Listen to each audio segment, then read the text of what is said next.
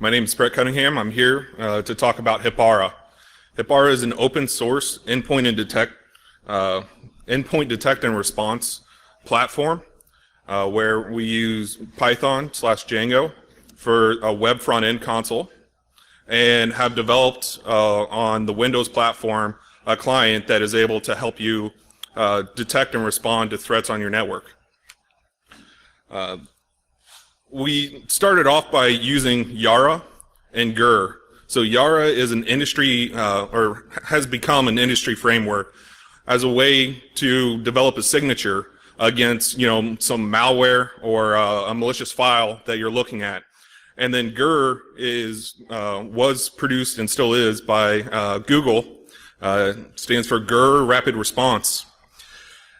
The reason that we created Hipara was because companies typically have a number of sharing partners that they share intelligence with. Anyone here part of an ISAC organization? We got one, two, all right, three, four more, perfect. So in a lot of ISACs, what I see in my day job is not only IOCs and malware samples sent back and forth, but Yara signatures. And the big problem that we had is with Yara signatures, we were only able to deploy them to VirusTotal to be able to collect more malware samples that we were interested in, or we would use them post-breach during our analysis of a box.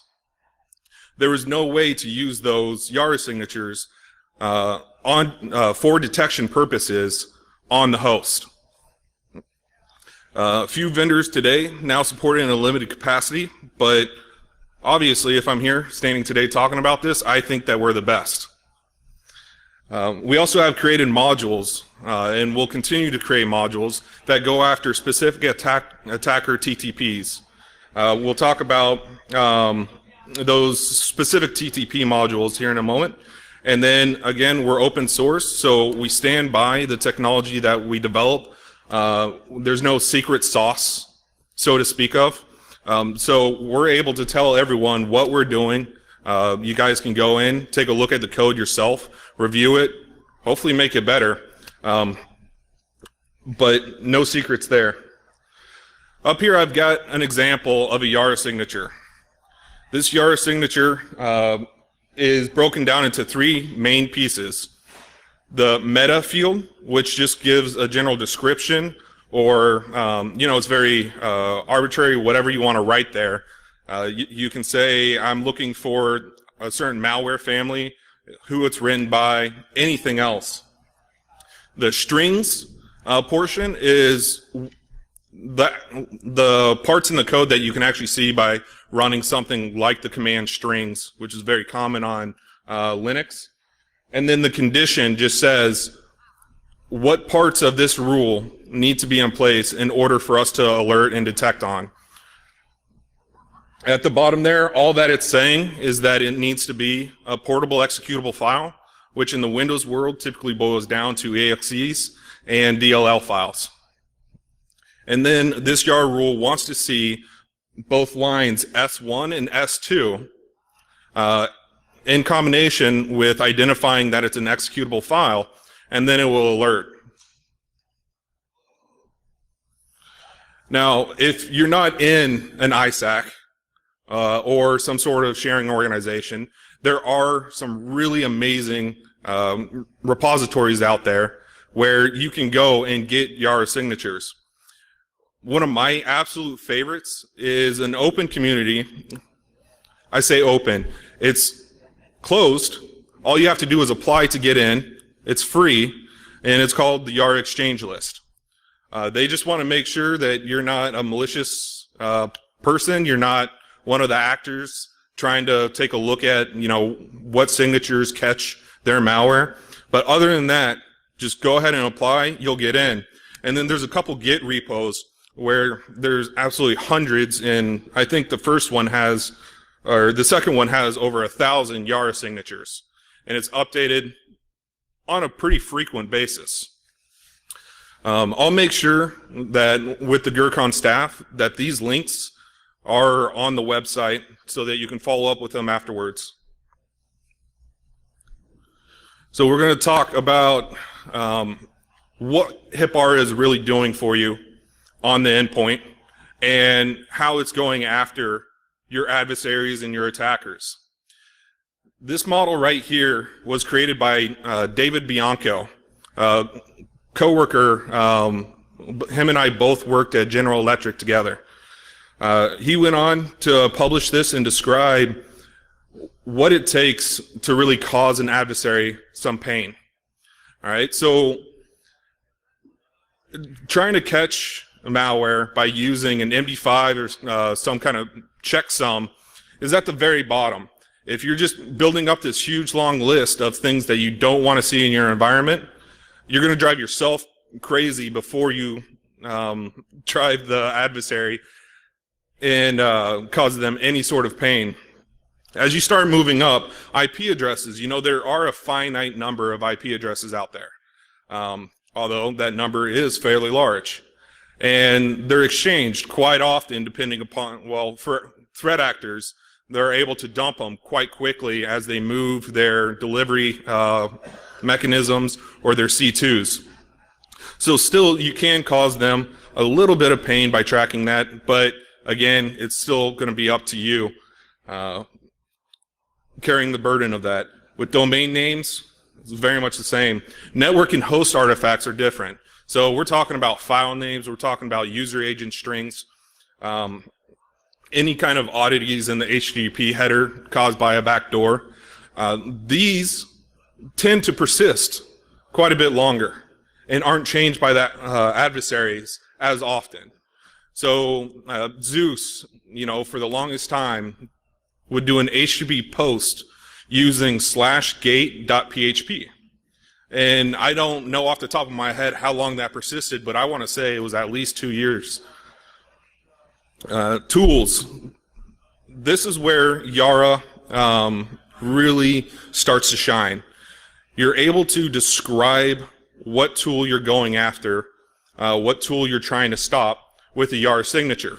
And this is what Hipara uses when it is checking every single file that is opened by your end users as they're opening it.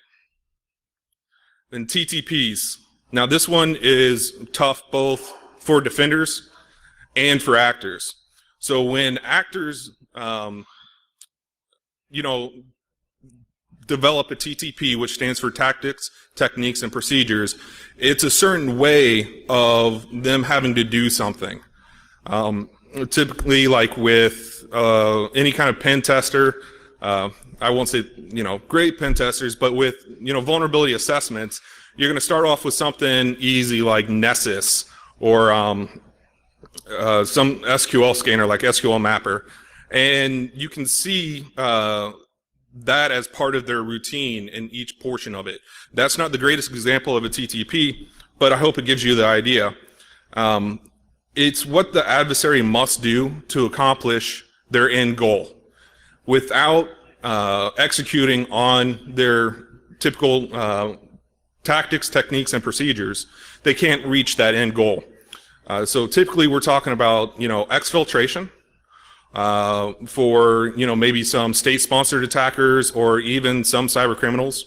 For ransomware, we're talking about they must encrypt files and scare the end user into paying that ransom. So our philosophy is to go after your bottom rung of the pyramid with Yara. So everything from tools on down. You can use Yara to describe the indicators of compromise and the maliciousness that you're going after. And you can respond to those by using the industry leaders of Google or GrrCON Rapid Response. It's really tough not to say Google Rapid Response, but they have on their main website detailing that's not the name of it. So trying to make sure I say that appropriately. And then our TTP modules. This is where things, in my opinion, get really, really cool. Our two TTP modules that have been developed and are stable today are the command line logging and anti-ransomware.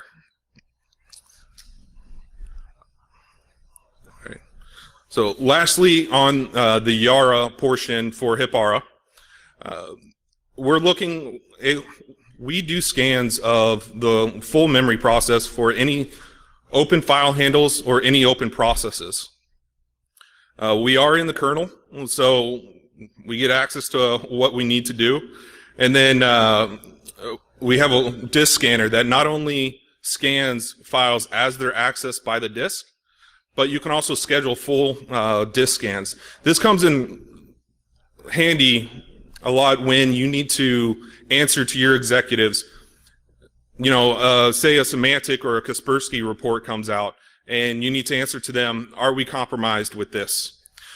Take those Yara rules from the report if they're provided, or you can craft some your own, and then deploy it out to your entire enterprise and see if those attackers are on your network. You can very simply answer that by the end of the day.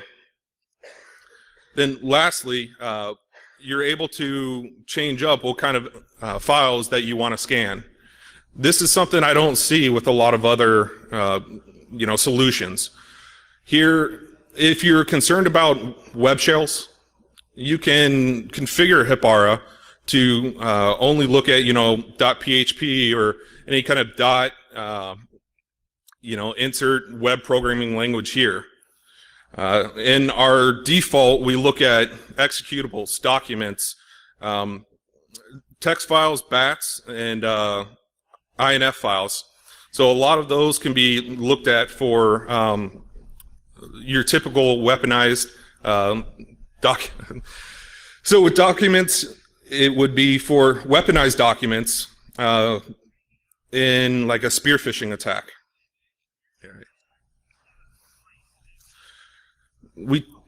I mentioned the command line logging module. This is, in my opinion, one of the coolest pieces of research we've ever done. From memory, we look at a very specific data structure called command history that the research was done by the Volatility Project. And I would say that they are absolute experts at analyzing memory. We took the command structure that they were able to describe, we looked for that in memory, and then we send it off to your in-house SIM, be it an ELK stack, Splunk, or anything else that is able to receive our syslog or API calls. Some people have chosen in smaller organizations to review those commands on a daily basis. In this example, I pulled up just a list of commands that were run, and you could go through and check if your organization is small enough to see if these commands are valid. So I've got to stress how much that, post-breach, so once an actor gets onto your network, the vast majority of them are going to use the command line. It's one of the easiest, quickest ways to move around. Getting GUI tools is just not feasible. So it's going to be really, really hard to hide when your organization has this kind of visibility.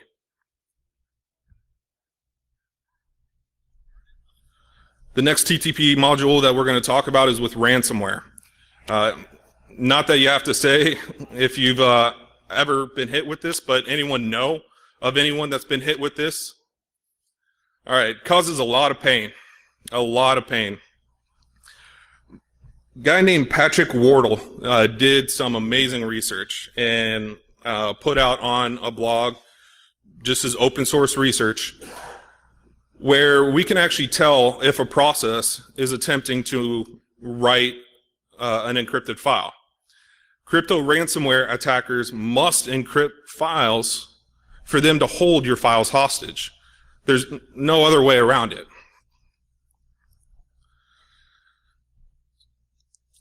Using Patrick Wardle's research, we were able to use 3 different algorithms that looks at a file as it's being written. So I'm going to take the example of just typical entropy. Even if you've ever run strings or opened up in a hex editor, something like a .doc or Excel file, even though it looks messy to us, according to Entropy, it's a very structured file format. There's not a high order of randomness to it. Once you encrypt a file or compress it, the entropy value goes way up because the randomness goes way up. That's why, that's how encryption works. That's how compression works. They try and take, repeated bits away, at least for compression. And from the example that I ran on a single file, the entropy goes from 1 to 9. A typical Word document was roughly around 5.5. After encryption, it went up to 7.7. So the numbers don't really mean too much, except for the fact that you see a large difference of 2.2 when, large being when you're only looking at values 1 through 9. So by using entropy, we're able to see that there's a huge difference in the randomness and the order of the file. Using the Monte Carlo and chi square algorithms, we're able to tell the difference between a compressed file and an encrypted file. After we tell that a process is attempting to write an encrypted file, we'll actually we'll look up that process and see if it's a trusted process by your organization. Maybe you send encrypted files and have to because you're part of a financial institution. So you need something like WinRAR or encrypted PDF capabilities. So you get to define that within Hipara, and we'll take a look, see if it's trusted by your organization or not. And if it's not, at this point in the stage, we see a process that is trying to write the john.dat.fun. That is the encrypted file right there that a ransomware family called Jester is attempting to write. So at first it opens the unencrypted file, copies the data over into an encrypted file, and then makes a request at the very end to delete the file. Right before the deletion and upon the write of the encrypted algorithm or of the encrypted file is when we're able to stop the process. We actually take a backup just in case and restore that backup in case we run into a race condition.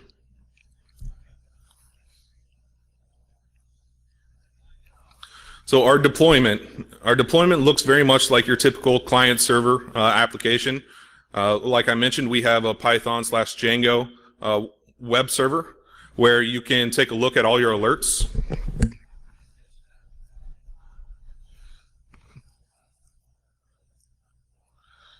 The application looks like this, very simple. And if you go on our website, hipara.org, under the blog, we have a demo account that's set up that you can actually log into and take a look at what the web server looks like. And then very shortly, we'll also have an MSI package that you would be able to deploy within a virtual machine and test out to see whether or not Hipara is able to catch the files that you're defining are malicious. So as long as you have a YAR signature up on the web server that matches the file that you're going after, then it will and should work on your web server or on your virtual machine as well. Since we opened this up, we've gotten a ton of people messing around and uploading YAR signatures from various repos. That's actually how I came about knowing about this one and found out what a great resource it is. Also, in the architecture, I talk about sending logs to your in-house SIEM, like Splunk or Elk. We have a demo Splunk server set up that we'll be giving credentials out to shortly, where you can go and test this out. I've looked for a table, or I've looked for any commands that have been entered and want to present it as a table. And we're able to see what the process name is of the command, or what the parent process ID is of cmd.exe. And you can also see the commands that were issued. In a couple of these examples, we've got someone trying to run a crypto ransomware executable. The FLT-MC command, which is to load drivers, which is, could be used in loading a rootkit, and then pinging various IP addresses.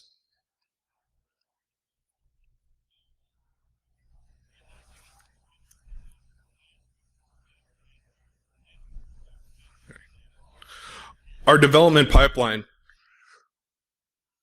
We solicit feedback from the community quite heavily.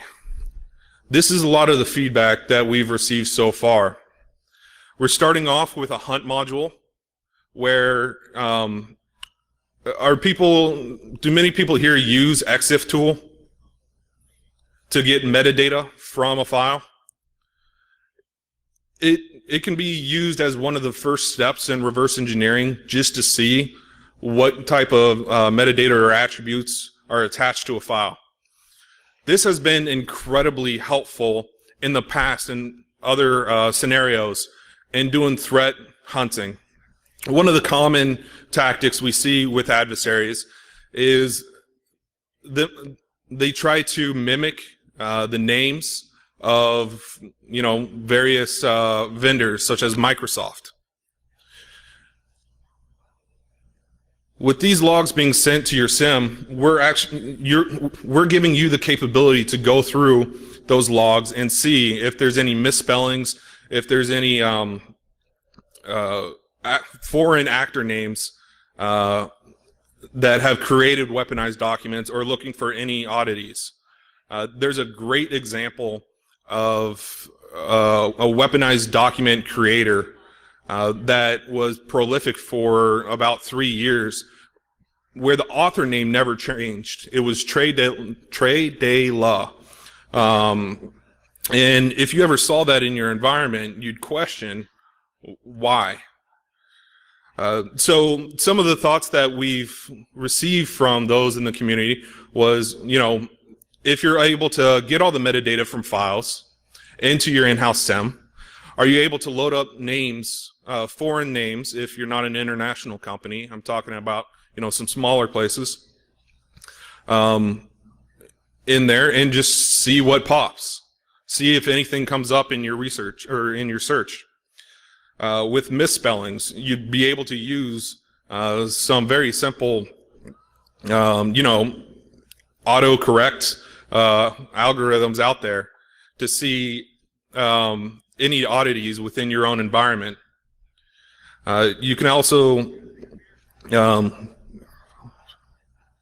compare file names and metadata. So if the file name says that it's an Adobe update, but the metadata says that it comes from Microsoft, that's a huge clue that that's not going to be legitimate. The system profiling, Intel Exchange, this I thought was one of the cooler ideas that we received. Anyone that wants to be able to create, generic profiles that says, alert me whenever Adobe writes an executable file. Let me know when there's an executable file running out of the temp directory. One customer wants to take all of their sandbox output, write generic rules based upon that, and feed it in. We thought this was an absolutely great idea. And so not only are we going to work on building that behavior-based searching into our tool, but we're going to work on building an Intel Exchange where people can trade these profiles back and forth. And contribute to the larger community. Right now, we're in a block all or block none. You get alerts when something malicious happens. A lot of people have asked for us to change it from, I have a high fidelity YAR signature that I've uploaded to my web server that's being deployed out to all my endpoints. That one I want to block. But I've got another lower fidelity one over here that I've just written. I don't know how well it works or if it's going to be noisy in my environment.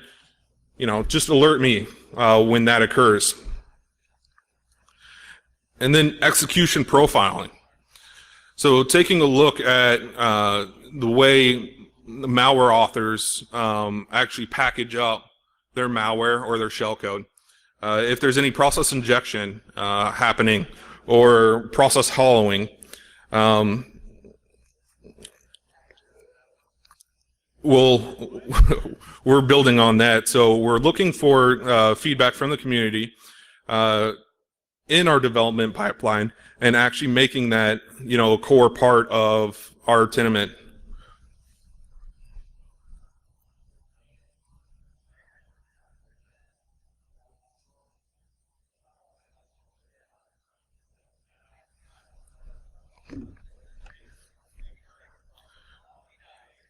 All right, we're going to explore the user interface just a little bit more so that you can get kind of a feel of exactly what it is you can do with this. And I got to remind you, this is still in its early stages. We are roughly at 1.0, and so we're developing further. But within the user interface, when you receive alerts like this, you're able to investigate further with the host by us integrating with GrrCON.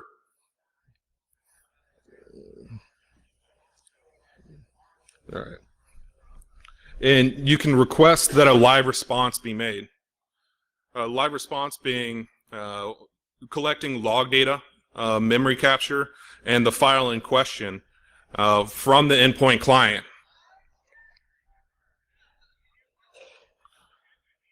You can mark it as a true and false positive. We're going to take this information and help evaluate your YAR signatures, letting you know which ones are higher fidelity or lower fidelity, which ones are causing false positives.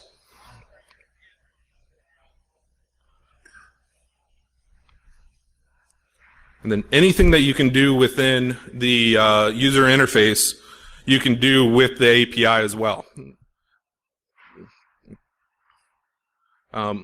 If you want to upload, like I mentioned, there's 1,000 YAR rules in that one GitHub repository. That's going to stink going through the interface trying to upload them all. But you can do this purely by scripting it out. You can also take a look on your deployment status for each signature, seeing which ones are deployed to the host, which ones are pending approval,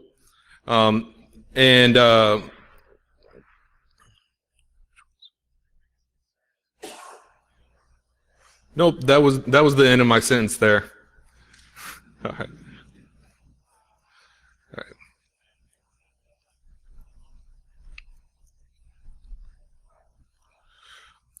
So then lastly, what I'm here today looking for is help from the community. Who would sign up to actually test this out?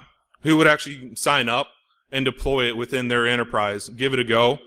See if it's able to help defend against the adversaries that you, your industry, and your company are trying to fight. And then if we've got anyone really ambitious, we've got a 4-man development team, but we could always use another hand. So at this time, I'd like to take questions.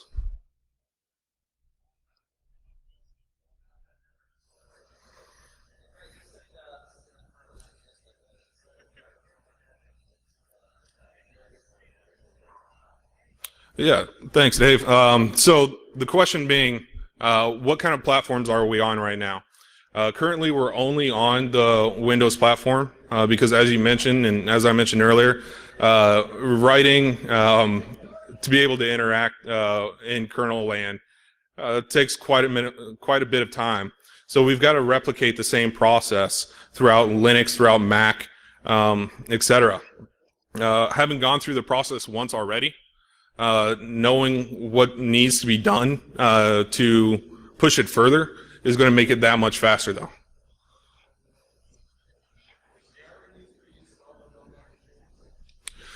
Question was, does Yara need to be installed on all your machines? Hipara is an MSI package that you're able to deploy. So just like any kind of Windows program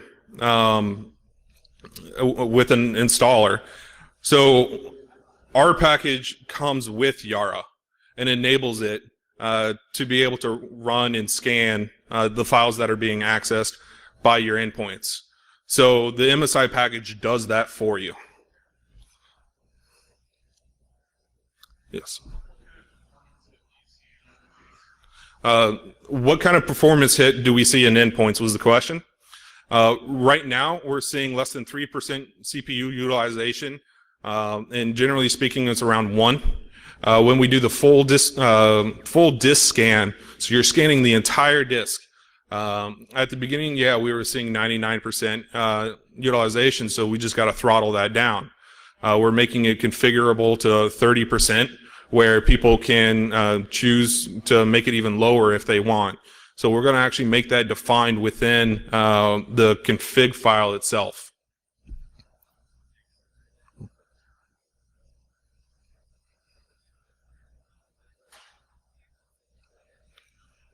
All right, well, thank you very much. Please come see me if you'd like to test it out or deploy it within your network. We're really big on community feedback, as I said. So thank you.